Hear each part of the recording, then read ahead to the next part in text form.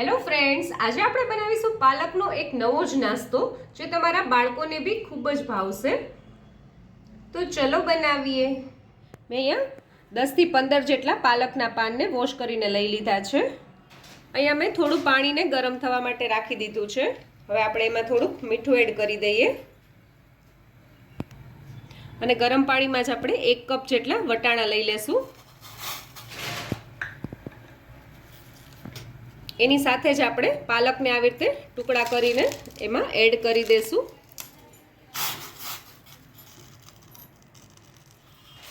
અને હવે આપણે 2 થી 3 મિનિટ સુધી પાલક અને વટાણાને આવી જ રીતે બફાવા દેશું.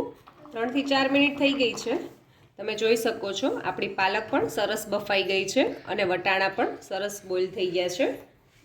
હવે આપણે આને કાણાવાળા વાસણમાં કાઢી લેશું.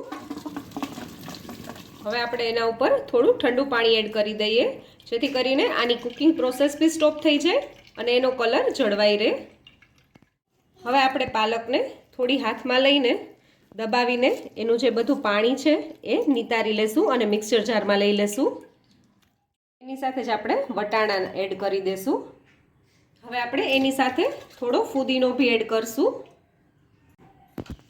થોડા કોથમીરના પાન, 5 થી 6 લસણની કળી, આદુનો ટુકડો અને 2 મરચાંને મેં સમારીને લીધા છે. તીખાશ તમે તમારા ટેસ્ટને અકોર્ડિંગ પ્લસ માઇનસ કરી શકો છો. હવે આપણે બધું પીસી લઈએ, પણ આપણે આનો એકદમ ફાઇન પેસ્ટ નથી બનાવવાની. આપણે મિક્સરને ચાલુ બંધ કરીને થોડુંક દરદરું પીસવાનું છે. આપણું મિક્સર સરસ રીતે ક્રશ થઈ ગયું છે. તમે જોઈ શકો છો મેં આ રીતે થોડું દરદરું જ રાખ્યું છે. મેં અહીંયા એક પેનમાં 1 ટીસ્પૂન જેટલું તેલ લઈ લીધું છે. હવે આપણે એમાં થોડું જીરું એડ કરી દેશું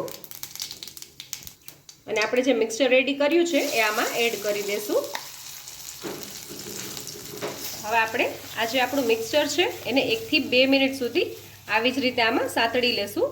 આ પ્રોસેસ કરવાથી જે આપણા મિક્સચરમાં જે મોઇસ્ચર હશે એ બધું નીકળી જશે અને આપણું જે મિક્સચર છે એ સરસ ડ્રાય થઈ જશે.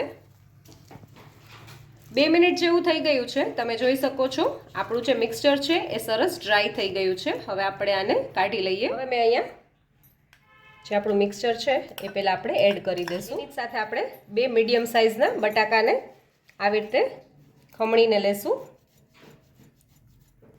બટેટાને આપણે ઓવરકુક નથી કરવાના. બટેટાનો ઉપયોગ આમાં વધુ નથી કરવાનો, નહીતર વધુ ટેસ્ટ બટાકાનો જ આવશે. હવે આપણે આમાં 1 ટીસ્પૂન શેકેલા જીરાનો પાવડર એડ કરશું. સ્વાદ અનુસાર મીઠું. આપણે પાલક બાફવામાં પણ મીઠું એડ કર્યું છે એટલે આમાં ઓછું મીઠું એડ કરવાનું છે. 1/2 ટીસ્પૂન ચાટ મસાલા પાવડર, 1 ટીસ્પૂન ગરમ મસાલા પાવડર અને થોડો મરીનો પાવડર એડ કરશું આપણે.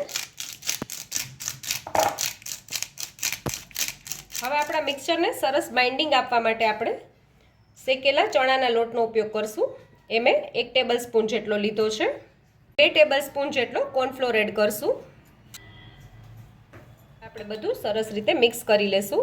અને જો તમારું મિક્સચરમાં થોડો વધુ મોઇસ્ચરનો ભાગ હોય તો તમે આ બંને વસ્તુ થોડી વધુ પણ ઉમેરી શકો છો. અને તમારી પાસે આ બેમાંથી કોઈ પણ એક વસ્તુ ના હોય તો તમે જે પૌવા આવે છે એને થોડા ગ્રાઇન્ડ કરીને પણ એનો ભૂકો લઈ શકો છો. એનાથી બી સારું બાઇન્ડિંગ આવશે. આપણું મિક્સચર રેડી થઈ ગયું છે. તમે જોઈ શકો છો એમાં સહેજ પણ મોઇસ્ચર નથી. હવે આપણે આના કબાબ રેડી કરી લઈએ. હાથને થોડા તેલવાળા કરી લેવાના છે અને આમાંથી થોડું પોષણ લઈ લેશું આપણે.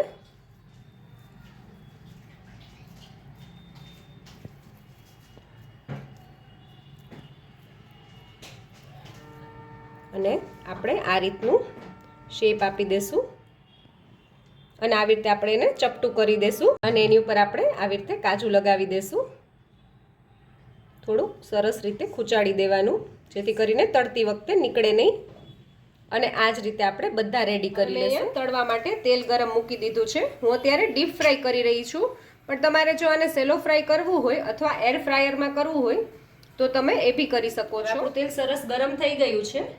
આપણે આપણા કબાબ એડ કરી દઈએ તેલમાં.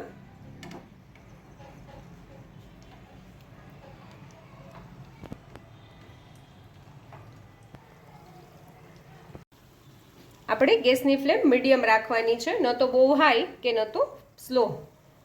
હવે 1 થી 2 મિનિટ જેવું થઈ ગયું છે અને આપણા કબાબ તમે જોઈ શકો છો સહેજ પણ પેનમાં ચોટ્યા નથી.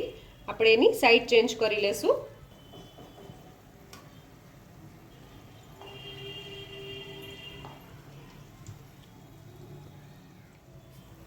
હવે આપણે આ સાઈડ બી ટર્ન કરાવી દઈએ અને આપણે થોડા બ્રાઉન થાય ત્યાં સુધી જ તળવાના છે. આપણે આનો કલર એકદમ ચેન્જ નથી કરી દેવાનો. હવે આપણા કબાબ સરસ રીતે તળાઈ ગયા છે. આપણે એને કાઢી લઈએ. હવે આપણે આ જ રીતે બધા કબાબ તળી લેશું. તો તૈયાર છે આપણા હરાભરા કબાબ. જો તમને મારો આ વિડીયો ગમ્યો હોય તો મારા વિડીયોને લાઈક કરજો, શેર કરજો અને મારી ચેનલ કુકિંગ વિથ ઉમા પુરોહિતને સબસ્ક્રાઈબ કરજો, જેથી કરીને આવા નવા વિડીયો હું તમારી સાથે શેર કરી શકું.